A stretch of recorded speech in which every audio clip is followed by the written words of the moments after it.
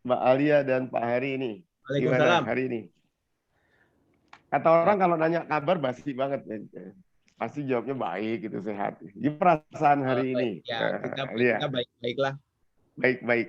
Alhamdulillah Happy. lagi puasa, lagi Mau nunggu buka puasa. nanti. Ya, masih sekitar diperkirakan 6 jam lagi. Kalau mau cepat buka, kita harus ikut waktu Indonesia bagian timur. Oh iya benar. 2 jam lebih cepat. Ini mau ngobrol-ngobrol santai ini. Saya enaknya panggilnya siapa? Lia ya, Lia. Atau Alia. Alia. Alia. Iya. Kalau Papa dulu memang rada unik nih. Nama Hari, panggilannya Mas Poyo. Ya. Udah populernya Mas Poyo. Ini gimana sih sejarahnya kok tiba-tiba bisa muncul alis cookies nih? Padahal dulu katanya studinya di BINUS ya. Apa Iya. pengen jadi apa? Pengen jadi pengusaha apa gimana tuh? Ceritanya gimana nih? Ya mengawali. Sebenarnya sih probably about a few months ago, Ya. I didn't want to make this cookie business. Sebenarnya I wanted to make it just for fun. Jadi I probably was going to start cuman 1 bulan Iseng-iseng just to doang. cuman lihat like how it's going to be, is it fun or not. Tapi Ya. akhirnya it became like more than 6 months already. Like I feel like it's just so fun doing it. I love being able to manage all aspects of the company. Even though it's a very small business, I feel like it's just so fun to do. Jadi yang diambil funnya memproses kuenya atau memanage bisnisnya itu hal beda ya. Lebih kemana? Ya jadi kan sebenarnya I do both, right, with the help Ya. of my mom. Jadi I also help make the cookies and I help market it on social media. Terus Ya. ayah juga bantuin market it to his friends. Oh, ayahnya rupanya yang tukang jualan ayahnya nih. Harus kasih komisi mestinya. Ya. Terus dulu. Yeah, that's it really. Jadi like emang dari dulu sih I've always liked cooking and baking. Jadi sometimes when I come back home from uni, I cook for my family atau even when my family visits the UK, like where my uni is, itu aku sering bikinin cookies or something. And my mom pernah cerita like, you should try make a business out of it daripada cuman bikin-bikin gak dapet uang kan, sayang Jadi juga. inspirator dan pendorongnya dari mami juga ya? Yang dorong ibu juga nih? Oh, Iya. oke. Iya. Enggak, emangnya mami bisnis kue sebelumnya? Enggak kan? Enggak sih. Tahu saya sih enggak ya Mas Boy ya? Enggak. Nyonya enggak ya? Cuma daripada cuma sekedar hobi, apa salahnya dijadikan bisnis gitu. Iya. Sekalian coba juga, like why not? Nah, iya. Terus kenapa yang dipilih kok cookies, kok enggak yang jenis lain? Memang ke sana arahnya atau? Banyak Kayaknya banget kue emang ya. dari dulu tuh Banyak it's like I've always liked making cookies dari kecil.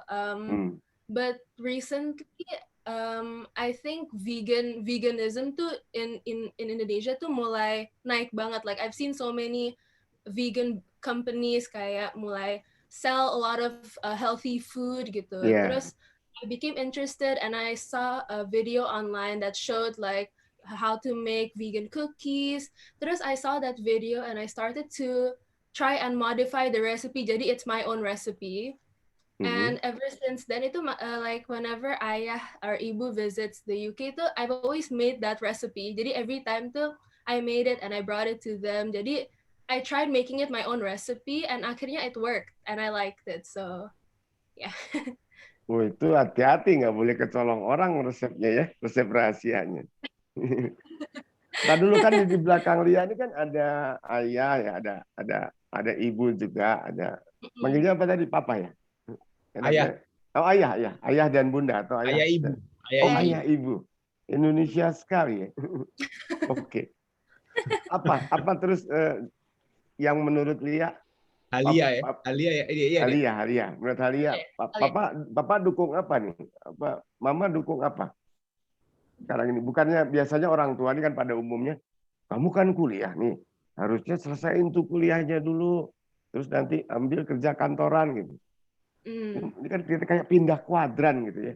Alia ini kayak pindah kuadran dan memang trennya sekarang kayak gini. Padahal Ayah kan berkarirnya di bidang jadi top eksekutif sekarang kan. Ayah saya nggak pernah beli kuenya Ayah dulu zaman kuliah karena Ayah nggak ada jualan kue. I think like kalau ibu and ayah, they always tell me to kalau mau coba aja. Like there's no harm in trying, right? So and ini with the business too is I'm currently not in uni right now. Soalnya I'm taking it's called a placement year where we're supposed to get a job for 1 year. Terus baru mulai my last year of uni next year. So like at this moment I'm not doing anything. Makanya like ibu and ayah told me mendingan just try and do something, try and make money. Jadi I thought instead of finding a job, I want to try make something so I can kind of see in the future, do I want to do this or do I want to do something else? Keren banget ya. Menginspirasi. Itu saya juga belajar banyak tuh dari ayah dulu. Ayah selalu bilang katanya langkah kecil hari ini akan jadi sejuta langkah esok. Wah. Kayaknya kita pernah ngomong gitu, San. Dari sisi Mas Poyo gimana nih? Nggak ingin nih anaknya tuh lulus kuliah kayak jalur pada umumnya ya. Jadi sarjana, kerja kantoran, ikutin karir bapaknya gitu. Ya, sebenarnya kan sekarang zaman udah beda ya. Kalau dulu kan lulus kuliah, terus sekarang bahkan pemilihan karir juga beda. Zaman kita dulu kan waktu kita lulus kan lagi banyak ke bank apa ke segala macam ya. Sekarang kan juga udah lebih macam-macam gitu kan. Bahkan dulu zaman kita milih kuliah kan waktu itu banyak orang pengen jadi insinyur kan, sementara kita ekonomi gitu kan. Itu kita udah beda sendiri tuh. Nah sekarang kan orang kerja juga bermacam-macam dan apalagi anak-anak muda sekarang kan banyak yang arahnya kerja itu lebih ke apa yang mereka suka. Bukan ke area atau area kerjaan yang apa namanya yang formal lah, yang official lah kayak kita semua gitulah, yang masuk kantor dari pagi sampai sore gitu. Jadi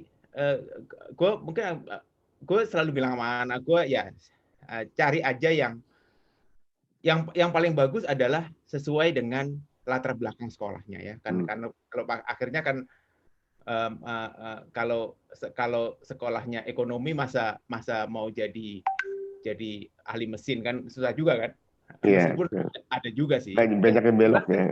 Ya belok sih mungkin aja kan, kita kenal beberapa orang yang dokter tapi jadi kerja di bank atau macam-macam, itu ada aja dan bisa aja sebenarnya kan. Pada akhirnya pekerjaan itu cara berpikir ya kan, selain background-nya juga bagaimana cara berpikir juga memainkan peranan penting. Tapi memang kalau case-nya Halia memang ini agak cocok karena di UK itu dia ngambil di satu universitas namanya Bournemouth itu kira-kira 2 jam dari London. Dan ini dia ambil hospitality management yang berkaitan dengan hal-hal seperti ini ya, Dek. Nyambung ya, nyambung. Sebenarnya arahnya udah hospitality ya betul, arahnya sesuai dengan apa yang menjadi background dia. Dan bahkan sebelum ini kan ada program harus magang segala macam di waktu dia pulang di Indonesia juga beberapa kali dia pernah magang juga di satu hotel. Itu juga fokusnya itu ke kitchen area. Menarik ya, ini yang saya nggak ketahui nih. Jadi di Indonesia sendiri udah magang di beberapa tempat ya, Lia? Baru satu ya udah satu. Iya, baru satu Four Seasons Hotel, tapi aku cuma magang mungkin 1 bulan soalnya that was during winter break. Terus langsung balik lagi. Iya. Bisa cerita sedikit nggak apa yang diperoleh di sana waktu magang di Four Seasons? Apa di pastry, di kitchen atau di? Ya, jadi I worked in the food and beverage department. Jadi I was moved around waitressing the 2 restaurants, and then room service, terus amenities. Jadi kirim buah-buahan to the rooms. And yeah, I think at that point itu I started to figure out like, oh aku nggak suka ini, aku nggak suka itu, jadi I prefer to just do this instead gitu. So I think by interning di Four Seasons Hotel I started to have an idea of what I want to do and what I don't want to do. Oh, keren. Nah sekarang jadi ada banyak value ya, ada banyak nilai yang diambil. Saya coba menangkap jadi bikin kue dan memanage bisnisnya jadi bukan sekedar profit doang gitu kan ya. Ada misi-misi yang lain. Apa sebetulnya yang mau dicari di masa depan tuh dari ini semua? Misalnya saya nantinya pengen bagiin kue ke semua anak yatim aja, kasih gratis. Atau ke orang tua jompo free. Atau ke korban bencana alam atau apa. Kali punya visi kayak gitu. Kayaknya sih like as a general vision of my like what I want itu I think I just want to create a positive change in the environment. I think that veganism itu like is so underrated right now. Like I feel like people need to explore like other food choices. Like you don't have to eat meat all the time. Bisa you can meat alternatives, and as for desserts there are so many like vegan desserts that you can try. Like sometimes they're even better than desserts yang biasa, yang not vegan at all. So I think I want people to see that there are good vegan dessert options, and you don't have to think of vegan as something, oh my god, it's healthy, like it's gonna taste bad. Like it's not, it doesn't taste bad, and it's actually like a pretty good alternative, and you can help make a more sustainable environment, I think. So that's what I'm planning to tell people with my house cookies business. Kok saya belum nangkap ya, nanti Mas Boy juga bisa nambahin. Maksudnya konkretnya apa ya yang untuk bisa menuju bahwa ini adalah makanan yang sehat, bisa membuat lingkungan lebih sehat. Apa ingredients-nya yang dibuat khusus atau cara pengelolaannya yang dibuat sangat higienis, atau bisa ceritain lebih detail nggak? Ini sebenarnya vegan, Om Seno. Jadi vegan tuh lebih apa namanya? Halia, correct me if I'm wrong ya. Vegan itu beda, orang yang vegan itu beda dengan orang yang vegetarian. Bedanya adalah vegetarian itu masih pakai telur ya, Dik. Nah, iya. Kalau vegan itu udah nggak ada telur. Jadi sama sekali nggak ada hewani related makhluk hidup di resep itu. Jadi itu yang Halia tadi maksudkan. So it's better for the environment. Why? Because it's vegan. Dan di Indonesia vegan itu masih Halia tadi bilang underrated. Artinya orang belum ngelihat vegan itu sebagai opsi yang bagus, karena orang masih apa namanya prefer untuk makan daging. Ya nggak apa-apa, nggak ada salahnya gitu kan, daging kan makanan juga. Tapi itu lebih sehat, ya kan? Ya buat selingan, artinya nggak full vegan, buat selingan bagi orang-orang, dan bagi environment itu lebih bagus. Itu kali ya, Dede. Iya, Delia, gini, saya penasaran gini. Kita kan orang awam dalam nyoba kue nih. Kan pertanyaan simpelnya adalah apa enaknya ya kue nggak pakai telur, gitu. Atau yang challenge berikut kan, kan marketnya kan sangat segmented berarti kan. Kalau harus dari kelompok vegan di Indonesia nggak banyak seperti Ayah tadi bilang. Nah itu strateginya gimana tuh? Atau apa yang diolah di belakang layarnya nih supaya kuenya tetap enak, tetap lezat? Well, kalau marketing wise itu aku I don't only market it to people who are vegan kan. Like obviously I want non-vegan people to see that vegan desserts can be good too. And so I always try to, when I upload pictures on my Instagram, I always try to make them look as nice as possible and make them look like what cookies, like non-vegan cookies tuh kelihatannya kayak apa. Jadi you can see like, oh sebenarnya katanya sama aja. Like the only difference itu nggak ada telur, nggak ada mentega, nggak ada susu. That's the only difference. So I try to make it look as nice kalau in my Instagram. Ini menarik ya. Ini nanti kalau ditayangkan di satu sosial media gitu, berarti ada pesan moralnya menarik nih. Jadi jangan cuma makan kue gitu, tapi bisa nggak kita pelan-pelan makan sambil lebih sehat, hidup lebih baik, gitu kan kira-kira ya. Nah, Iya. Mas Poyo dan Mbak Halia ini gimana? Nerapin itu dimulai di mana? Di rumah juga sudah begini? Bukan hanya di dalam bisnisnya aja. Misalnya Mas Poyo masih makan telur nggak? Atau ikutan Masih vegan lah. nggak? Oh masih Sebenarnya nggak. kita bukan Halianya juga. kita bukan vegan family, Om. Oh, Jadi kirain udah dimulai dari rumah ya.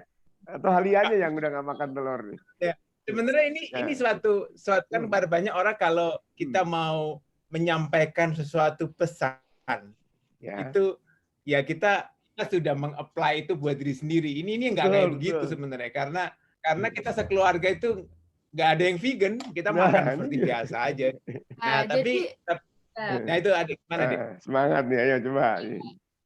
Ya, jadi emang I'm not vegan, but I always try to be at least vegetarian sometimes. Jadi misalnya if I feel like you know what, I feel like I don't need to eat meat gitu, then I won't eat meat, or I order from, like, sometimes like as a family we order dinner from a vegan place gitu sometimes.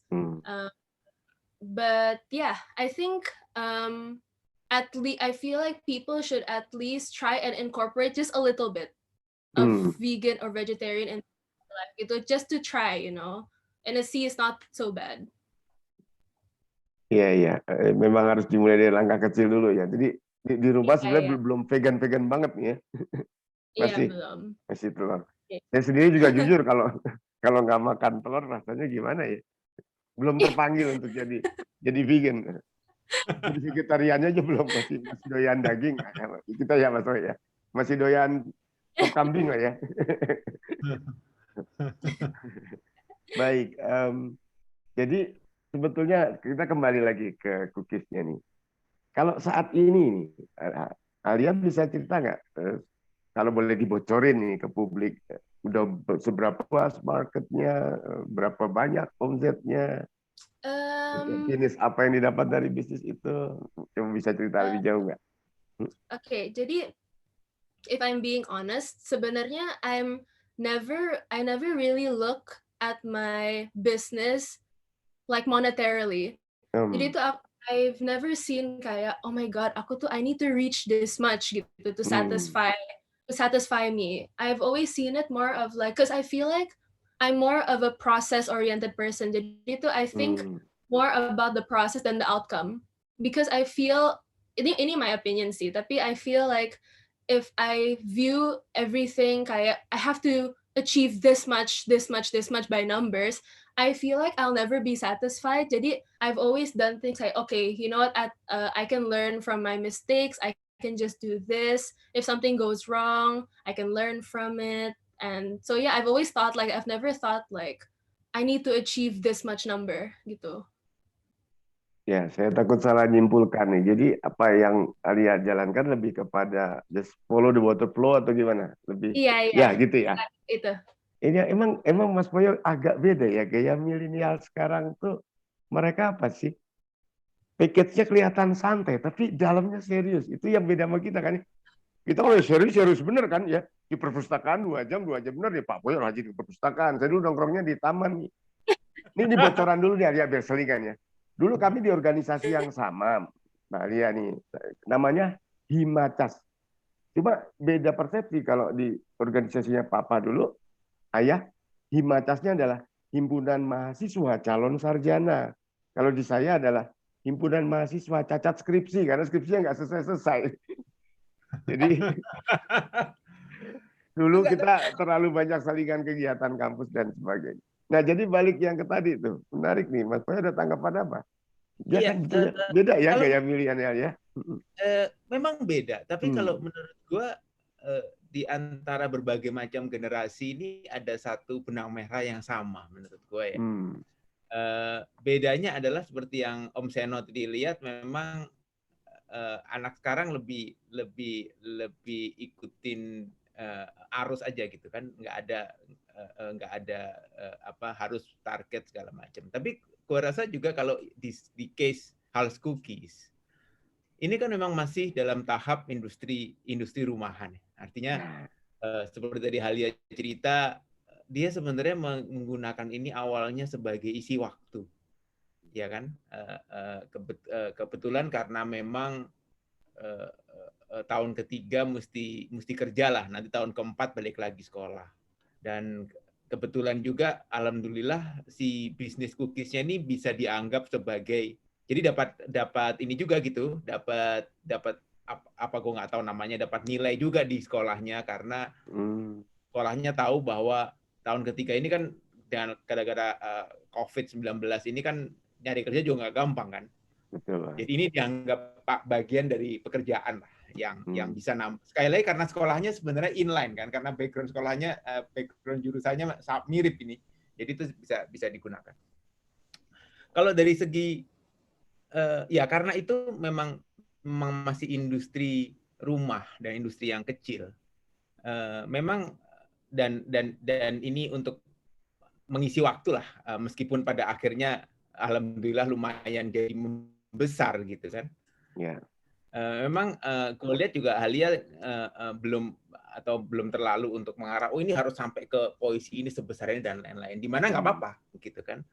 Apakah nanti akan menjadi suatu industri kita, bisnis dari keluarga kita yang serius ya nanti kita lihat aja gitu, karena toh Halia mesti balik lagi kan ke sekolah lagi dan masih ada setahun lagi untuk nyelesain. Jadi sebenarnya gue juga punya pandangan yang sama dalam hal ini. Ya udah kita lihat aja, kita nggak usah bikin ini jadi serius kayak bisnis beneran gitu. Kalau bisa memaintain dalam skala ini untuk tahapan ini oke. Nanti kalau nanti bisa berkembang lagi ya bagus, ya bagus aja gitu kan.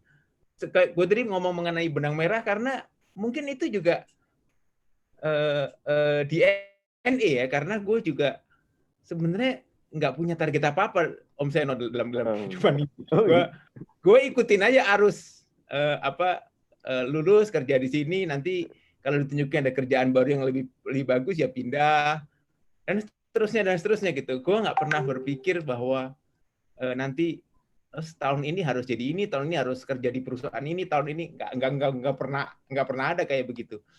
Tapi bukan tapi secara garis besarnya bukan berarti kita nggak punya tujuan, tapi tujuan kita bukan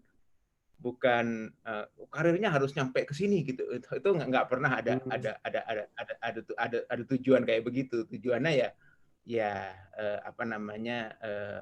jadi orang baik, jadi happy, jadi punya keluarga yang baik gitu. Hanya sekedar yang general seperti itu aja. Itu jadi benang merahnya ada gitu. Mungkin memang kayak begitu. Menarik ya. Alia menambahkan, setuju nggak yang statementnya Papa tadi? Kalau saya jadi narik apa yang jadi concern Papa tadi, bahasa sederhananya ini jalanin hidup pakai KISS aja kali ya. Keep it short and simple gitu ya. Dan follow the water flow. Mau nanggepin sama? Betul. Ada benang merah yang dirasa. Yeah, I definitely agree. Like with what Aya said, I feel like if I were to be kayak selalu, I need everything to be like this, I need to reach this number gitu, I feel like I will never be satisfied. That's why like I feel like you should just go with the flow, and learn from your mistakes, which is okay because by learning from your mistakes you can do better in the future. Tapi ada utang jawaban yang belum dijawab nih, karena saya penasaran, mungkin penonton lain penasaran. Boleh nggak cerita sih, walaupun nggak punya mimpi muluk untuk jadi besar saat ini, sekarang ini udah berapa banyak? Kalau dihitung dalam, saya nggak tahu, dalam package-nya atau dalam unit per bulan gitu rata-rata. Produksi atau marketingnya seberapa luas?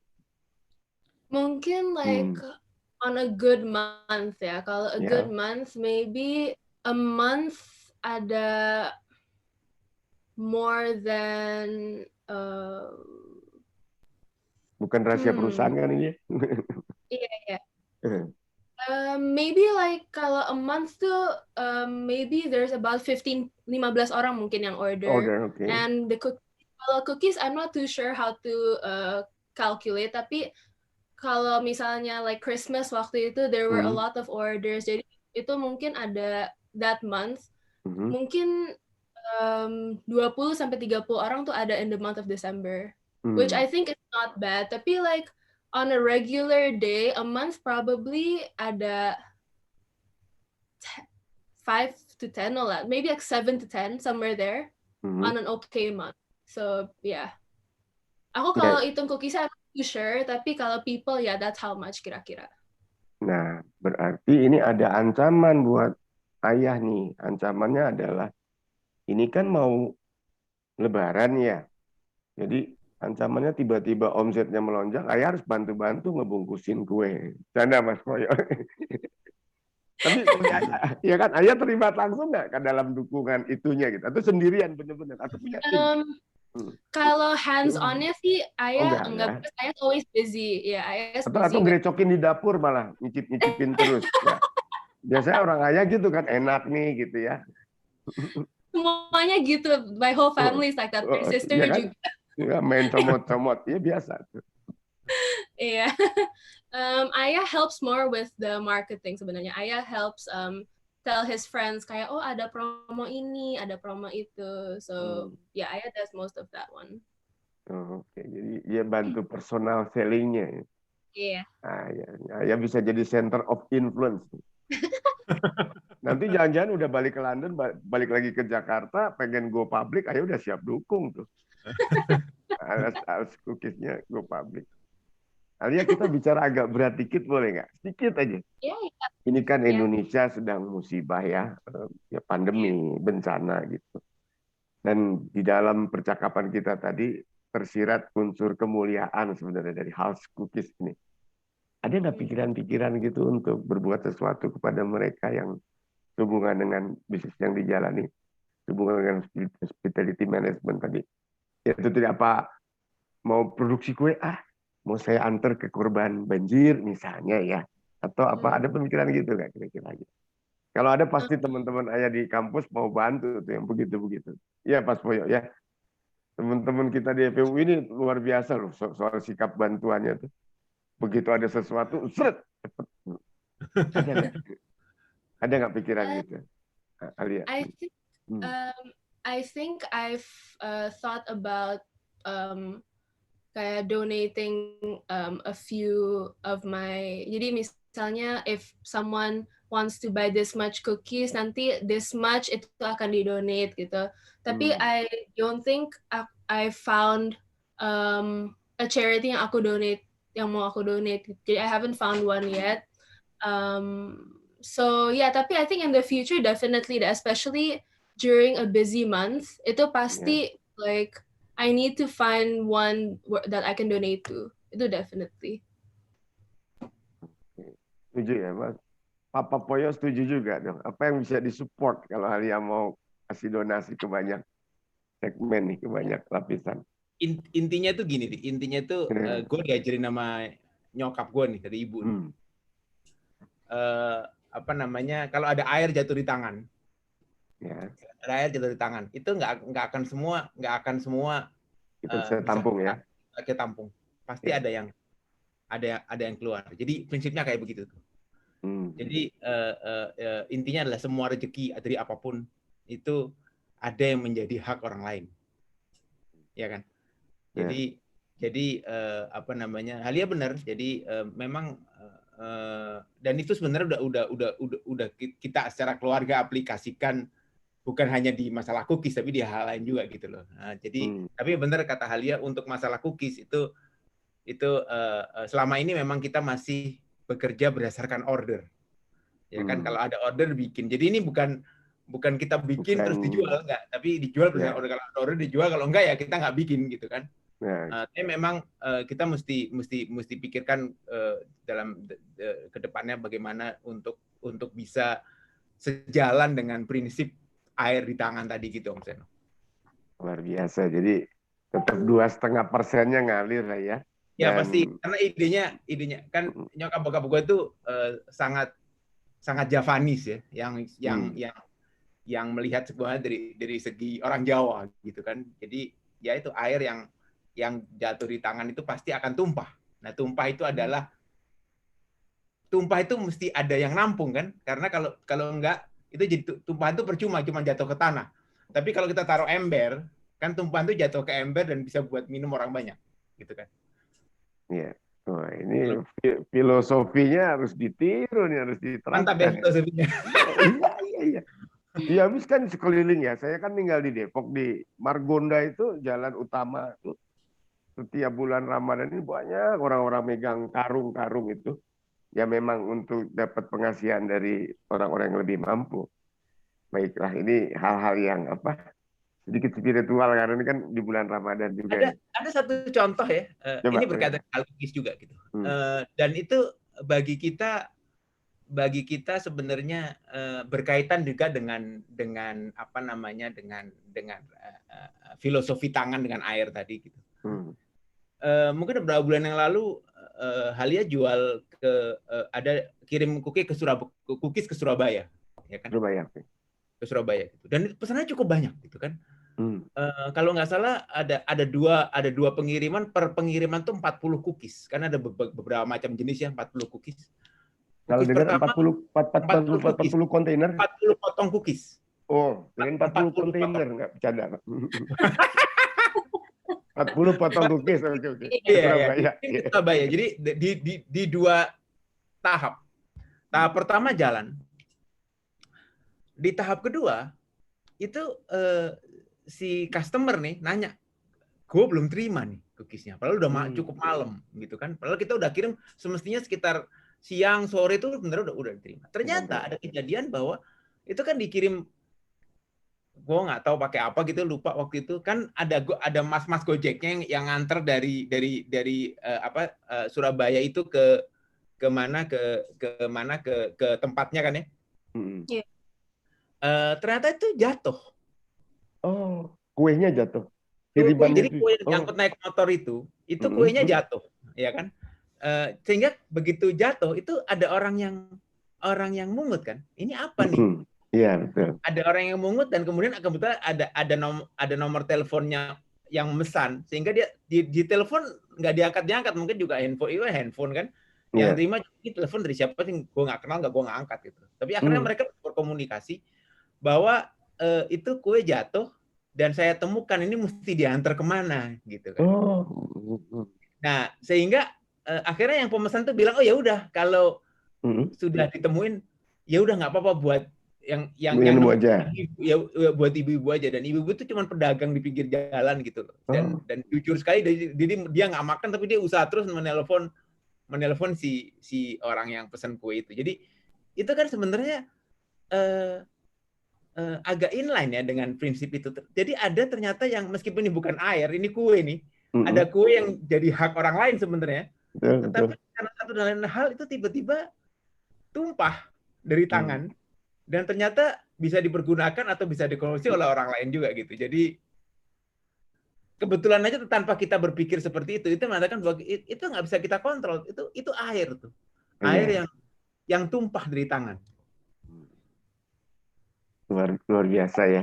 Terus akhirnya gimana dari Alia, kiriman yang gagal itu kepada pemesan yang sebenarnya diberikan lagi, dikirim ulang? Enggak, dia nggak pesan lagi ya. Dia nggak minta. Ya lain kali lah, dia nggak bilang nggak apa-apa, lain kali emang harus begitu gitu. Iya. Jadi he just said, oh next time ya I'll buy some more gitu. Oke. Iya, dalam hidup memang kadang-kadang gitu ya, ada sesuatu yang nggak bisa kita sangka, yang nggak bisa kita kontrol. Dan katanya Stephen Covey juga bilang, katanya setiap kita memberi, kita menanamkan emotional balance account, katanya, menanamkan kebaikan. Ini mudah-mudahan terus sambil berbisnis, sambil menciptakan kemuliaan, saya yakin Halia Cookies bukan cuma ada di Indonesia, jangan-jangan. Mungkin di London dan di Eropa Barat. Siapa tahu, kita kan nggak pernah nyangka ya. Iya, itu dia makanya. Ya kan sesuatu yang dari kecil-kecilan kan. Ya, startup ke siapa yang sangka sekarang Gojek sebesar ini dan terus. That's true. Nah, yang ada lupa kita bicarakan dan belum diperlihatkan, boleh nggak ditonjolkan sedikit gitu? Ada kali nggak di samping kanan kiri? Kue stoknya gitu nggak ada ya? Karena tadi kan ordernya by need sih. Kayaknya lagi habis ya. Pas lagi habis ya, jadi nggak bisa ditunjukkan barangnya nih. Lagi habis jadi nggak ada. Lagi habis ya. Lagi habis. Nanti di kesempatan lain kita bisa kasih lihat ke orang kan. Iya. Ini kayaknya seksi perlengkapan kita mungkin timingnya salah nih. Kalau syutingnya dibuat sedikit habis maghrib, mungkin akan ada sedikit icip-icip juga tentang kuenya kan ya. Kira-kira itu. Baik, nah sekarang kita bicara ke depan nih. Apa yang sebetulnya paling Alia harapkan dari diri sendiri juga, dari teman-teman milenial yang ada di sini? Mungkin ada pesan-pesan, mungkin ada apa? Atau Alia dulu deh, Kalau Alia pengen gimana sih ke depannya? 3-5 iya, tahun mendatang tuh, walaupun iya, kata tadi follow the water flow ya. iya, iya. Ya, I think like in 5 years time itu masih lah very very far away kan. ya. But I think there's still so much that I need to do in order for me to be satisfied with my business gitu. Like I think I might still mungkin like in the near future too I have to make campaigns to encourage people to try vegan options atau maybe I'll find more sustainable products like misalnya the packaging. As for now, our plastic bags we use either the plastic singkong or the biodegradable plastic because we try to not use plastic anymore kan, as much as possible. Ya. And I think business wise too, I definitely reached my goal because my goal was initially to just just make a business, and I think as of right now itu the business is doing okay in my opinion. Jadi yeah, it turns out that I did it for more than a month kan, so I think at this point I've done pretty okay, and maybe in the future I'll just try and find more companies that also support veganism, so I can maybe try and work with them to try reach a certain goal to expand veganism in Indonesia. Jadi sekali lagi, pokoknya visi ke depannya, Yeah. walaupun dijalankan seperti air mengalir, Yeah. pelan-pelan ingin menjadikan orang vegan tambah banyak, gitu kan ya. Yeah. Ini challenging banget kan nih. Tapi ya itu Yeah. sesuatu yang besar memang dimulai dari yang kecil, bukan? Ya. Atau Yeah. sebaliknya, Papa Hari apa ke depannya punya harapan atau visi apa untuk Alia sebagai putri, atau Alia sebagai businessman, atau Alia sebagai orang yang akan menjadi role model ke depan, jangan-jangan. Gue rasa gue nggak terlalu muluk-muluk ya Om Seno. Gue hanya pingin anak-anak gue itu tumbuh dengan happy, menjadi seseorang happy yang mereka inginkan. Mereka inginkan tuh berarti luas kan ininya, luas definisinya luas. Kan? Pasti kan pada akhirnya somebody itu mesti sampai kepada tahap di mana bisa hidup secara independen, bikin keluarga sendiri dan lain-lain gitu kan. Itu pasti keinginan setiap orang tua kan. Tapi jangan lupa bahwa menjadi apa dari segi karir, hidup cukup dari penghasilannya dari bisnis apa, atau bekerja, atau apapun gitu ya. Apa jadi seniman atau macam itu kita ya kalau sesuai dengan prinsip hidup kita tadi, ya Tuhan yang mengatur lah. Rezeki nggak ketukar. Jadi kalau memang Halia akhirnya bisa punya bisnis ini dan membesar dan hidup dari bisnis ini, ya itu memang arahan dari yang di atas gitu.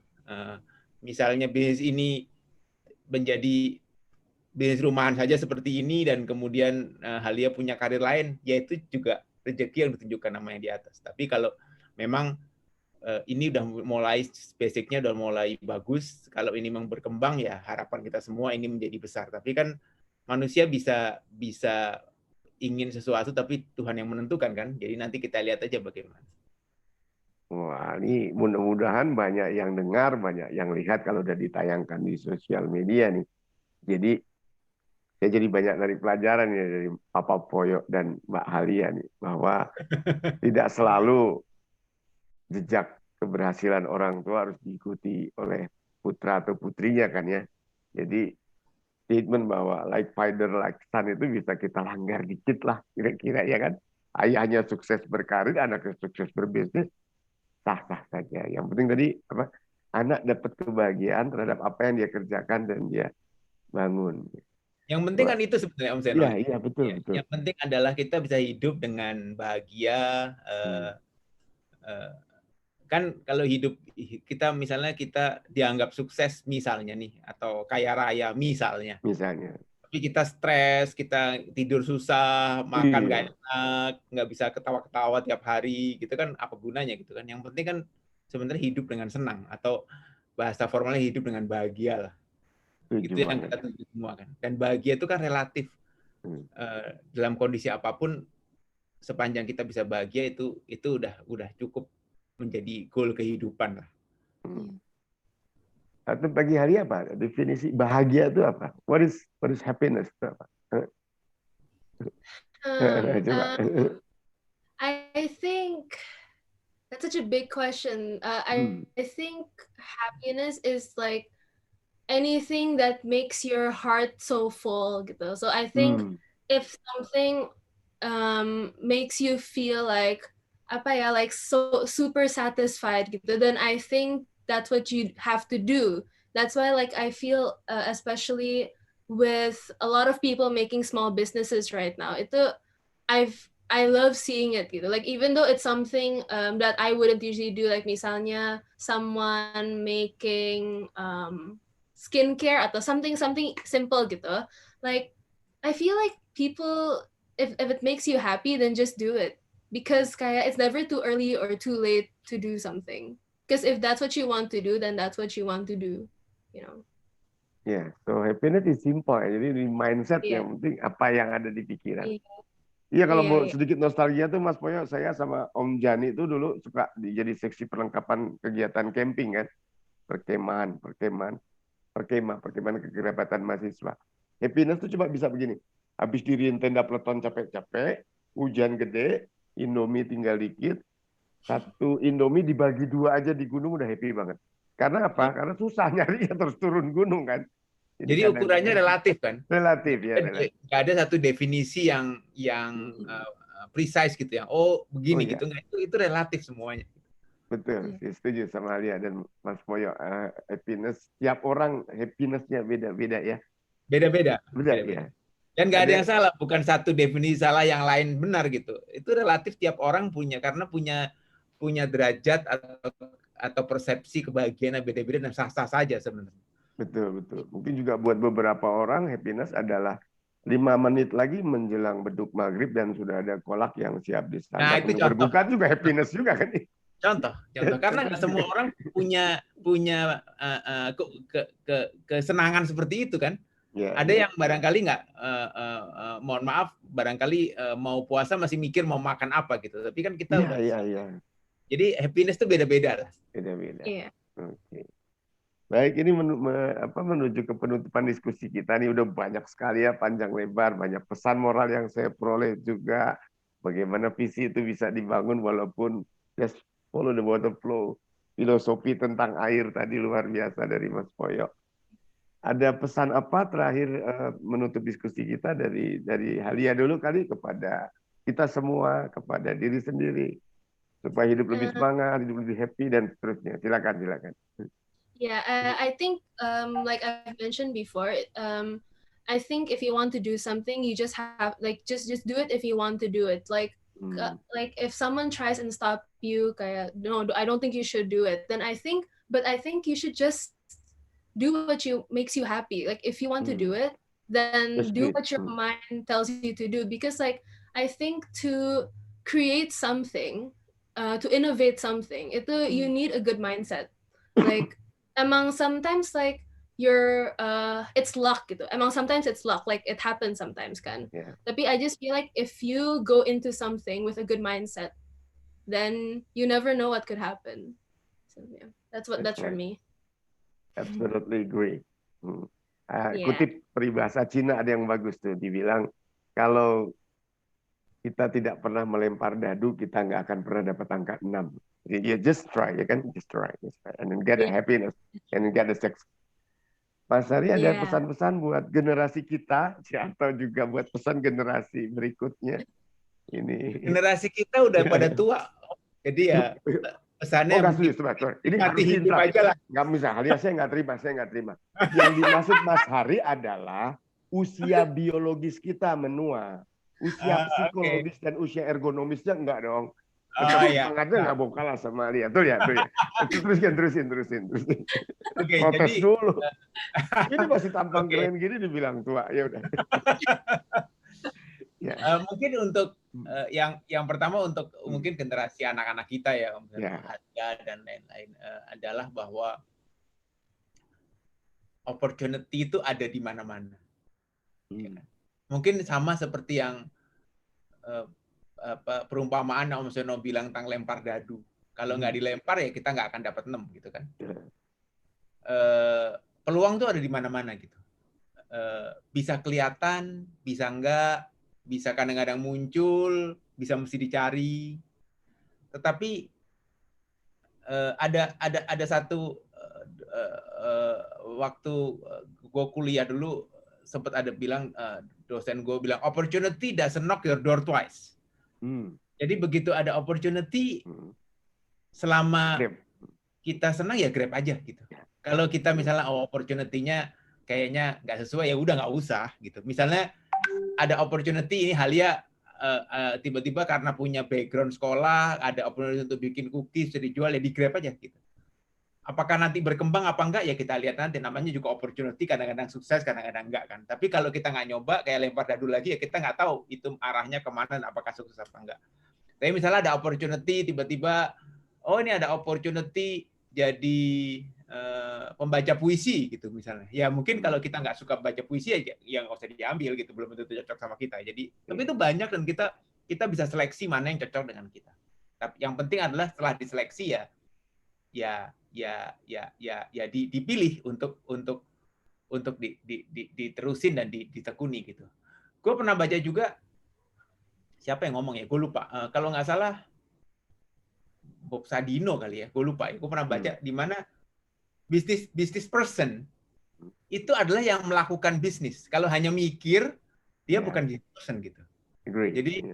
Jadi bisnis itu ada karena kita lakukan. Kalau bukan ada karena kita pikirkan. Kalau kita pikirkan, kita nggak eksekusi, ya nggak jadi bisnis. Jadi itu mirip-mirip lah. Jadi opportunity mesti di-grab dan dilakukan secara serius. Itu satu hal. Tetapi memang yang jadi filosofi kita juga gitu, bahwa bagaimanapun itu manusia berencana, tapi ada garis yang Tuhan udah tentukan. Jadi bagaimanapun kita mesti siap dengan opportunity apapun yang kita grab.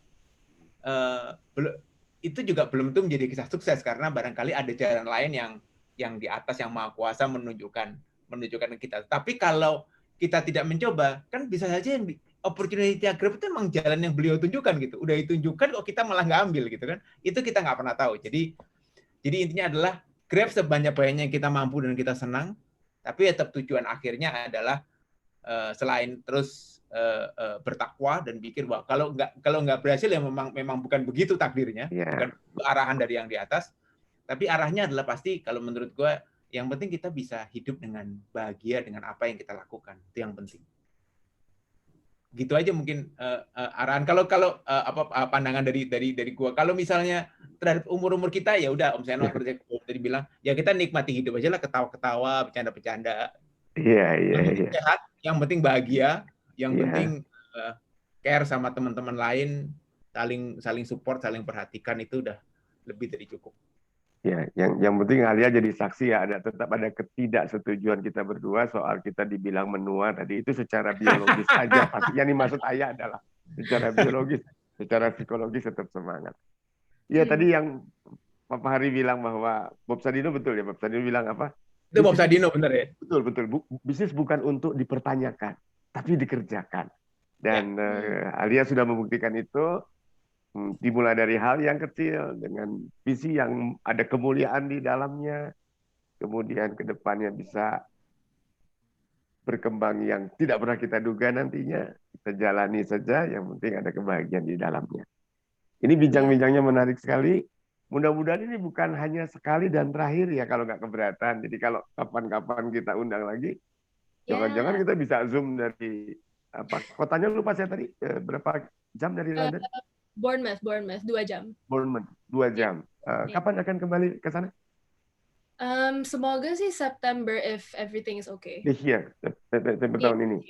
Iya. Ya, jadi tetap nggak keberatan kan kalau nanti diminta untuk sharing lagi, Mas Boyo izin dari Bapak udah dapet nih, diganggu gitu. Cuman mungkin agak bedanya kita harus ada penyesuaian waktu kali kan, beda 8 jam ya. Iya, 7 jam kayaknya. 7 jam ya kan ya. Jadi nanti Pak Rozani sebagai seksi pelengkapan jangan salah nanti di sini pagi-pagi tiba-tiba dia harus bangun jam 2 pagi kan konyol. Baik. Dari saya itu aja, sekali lagi bukan hanya terima kasih yang saya mau haturkan, tetapi begitu terasa ada hal-hal yang atau nilai-nilai yang juga bisa kita ambil, bisa kita terapkan untuk diri sendiri, untuk generasi muda, dan generasi, apa nyebutnya ya, nggak pas generasi tua, generasi yang lebih senior untuk kita semua. Nah, kita tutup diskusi kita dengan quote kali ya, paling asik dengan kutipan-kutipan gitu. Saya banyak belajar katanya begini, hari terbaik untuk berbisnis kue adalah hari Minggu. Hari-hari lainnya adalah Senin, Selasa, Rabu, Kamis, Jumat, dan Sabtu. Jadi hari apapun bikin kue sebetulnya bagus dan baik-baik aja gitu ya. Ya sekali lagi terima kasih Mbak Alia. Terima kasih, Om Seno, Jani, makasih. Ya. Sehat-sehat semua. Ya, Assalamualaikum warahmatullahi wabarakatuh. Waalaikumsalam warahmatullahi wabarakatuh. Ya. Saya kembalikan ke Pak Rozani. Apa kita sudah mulai meninggalkan Zoom?